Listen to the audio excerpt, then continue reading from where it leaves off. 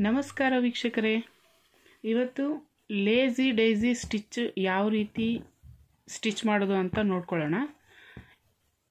ಇದಕ್ಕೆ ಮೊದಲನೇದಾಗಿ ಆಂಕರ್ ಥ್ರೆಡ್ನ ತಗೊಂಡಿದ್ದೀನಿ. ಇದನ್ನು 2 ಎಳೆ ಈ ರೀತಿ ತಗೋಬೇಕು.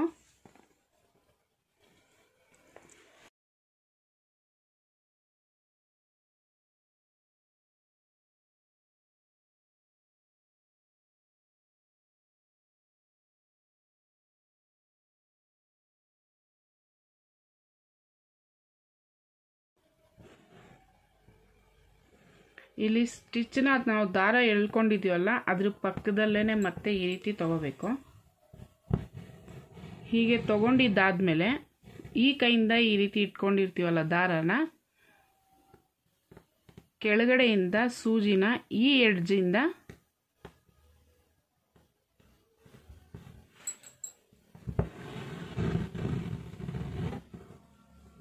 ಈ ರೀತಿ ತಗೊಂಡು ದಾರ ಸ್ವಲ್ಪ ಈ ರೀತಿ ಟೈಟ್ ಮಾಡಿಕೊಂಡ್ರೆ ಇದು ನೀಟಾಗಿ ಕೂರುತ್ತೆ.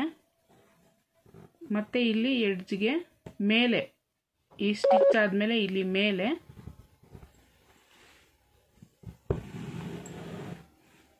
ಈ ರೀತಿ ತಗೋಬೇಕು. ನೋಡಿ, ಇದು ಯಾವ ರೀತಿ ಬಂದಿದೆ, ಇದು ಯಾವ ರೀತಿ ಬಂದಿದೆ. ಈ ರೀತಿ ಮಾಡೋಕೆ ಹೋಗಬೇಡಿ, ಇದೇ ರೀತಿ ತಗೊಳ್ಳಿ. ನೋಡಿ, ಮತ್ತೊಂದು ಸಲ ತೋರಿಸ್ತೀನಿ. ಸೂಜಿನ ಇಲ್ಲಿಂದ ತಗೊಂಡು ಮತ್ತೆ ಇದ್ರ ಪಕ್ಕದಲ್ಲೇ ಸ್ಟಿಚ್ನ ತಗೋಬೇಕು. ಸೂಜಿ ಕೆಳಗಡೆ ತಗೊಂಡ್ಬಿಟ್ಟು ದಾರಾನ ಈ ರೀತಿ ಕೈಯಲ್ಲಿ ಇಟ್ಕೊಂಡಿರಿ. ಈ ಎಡ್ಜ್ ಇರುತ್ತಲ್ವ, ಈ ಎಡ್ಜ್ಗೆ ಇಲ್ಲಿಂದ ಸೂಜಿನ ಮೇಲೆ ತಗೋಬೇಕು. ನೋಡಿ, ಈಗ ಈ ದಾರಾನ ಈ ರೀತಿ ಎಳೆದ್ರೆ ಆರಾಮ್ಸೆ ನೀಟಾಗಿ ಕೂರುತ್ತೆ.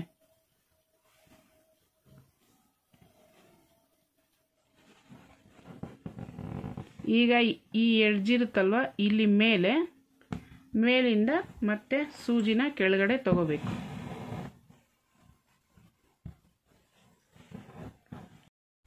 ನೋಡಿ, ಒಂದು ಮೆಥಡಲ್ಲಿ ತೋರಿಸಿದ್ದೀನಿ. ಈ ರೀತಿ 2 ಎಳೆ ದಾರ ಪರ್ಫೆಕ್ಟಾಗಿ ಬರಬೇಕು.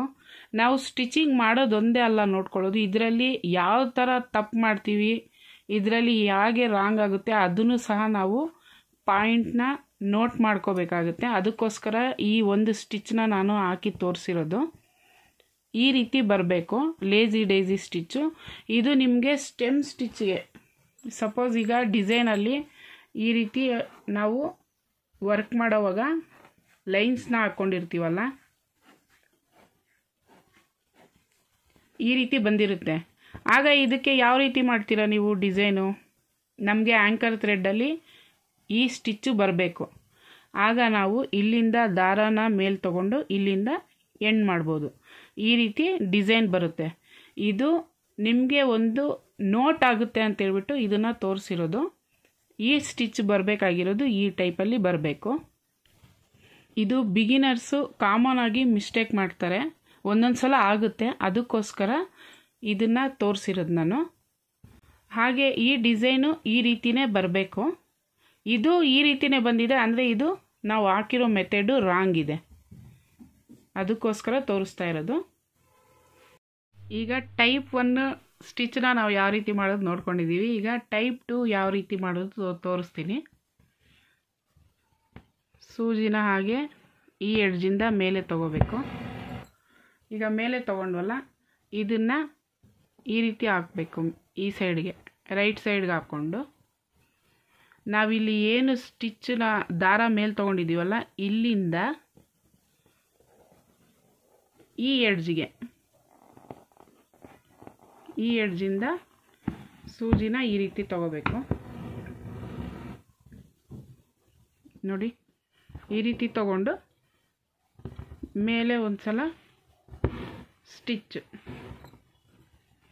ಸೇಮ್ ಆ್ಯಸ್ ಇಟ್ ಈಸ್ ಹಾಗೆ ಬಂದಿದೆ. ಅಂದರೆ ನಾವು ದಾರ ತಗೊಂಡಿರೋ ವಿಧಾನ ಬೇರೆ. ಮತ್ತೊಂದು ಸಲ ತೋರಿಸ್ತೀನಿ ನೋಡಿ.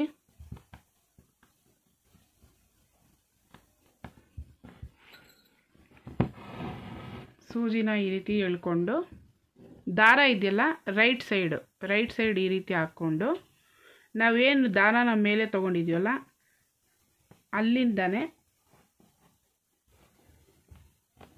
ಈ ರೀತಿ ತಗೋಬೇಕು ಸೂಜಿನ ನೋಡಿ.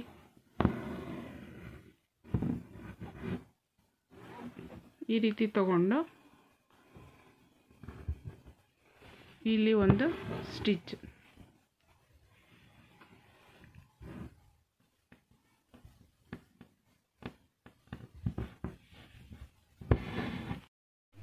ಈಗ ಈ ಟೈಪಲ್ಲೂ ಟೈಪ್ 2 ತೋರಿಸಿದ್ದೀನಿ. ಈಗ ಟೈಪ್ 3 ಫಸ್ಟ್ಗೆ ನಾವು ಚಿಕ್ಕದಾಗಿ ಸ್ಟಿಚ್ನ ಇಲ್ಲಿ ಮೇಲೆ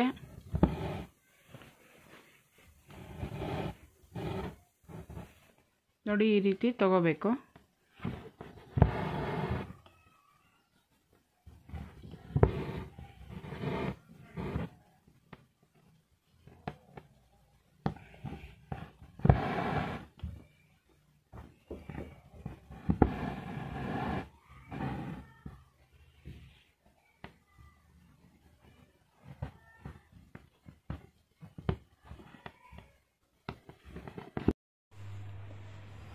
ಈ ರೀತಿ ಸ್ಟಿಚ್ನ ಹಾಕಿದ್ದೀವಲ್ಲ, ಈ ಎಡ್ಜಿಂದ ಕೆಳಗಡೆಯಿಂದ ಸೂಜಿನ ತಗೋಬೇಕು. ಹೀಗೆ ತಗೊಂಡಿದ್ದಾದಮೇಲೆ ನಾವಿಲ್ಲಿ ಚಿಕ್ಕದಾಗಿ ಸ್ಟಿಚ್ನ ಏನು ತಗೊಂಡಿದ್ದೀವಿ ಇದ್ರ ಒಳಗಡೆಯಿಂದ ಸೂಜಿನ ಹೀಗೆ ತಗೋಬೇಕು. ಮತ್ತು ಇಲ್ಲಿ ಏನು ನಾವು ಸ್ಟಾರ್ಟ್ ಮಾಡಿದ್ವಲ್ಲ ಅಲ್ಲೇ ಎಂಡ್ ಮಾಡಬೇಕು. ಈಸಿ ಇದೆ ಅಲ್ಲ?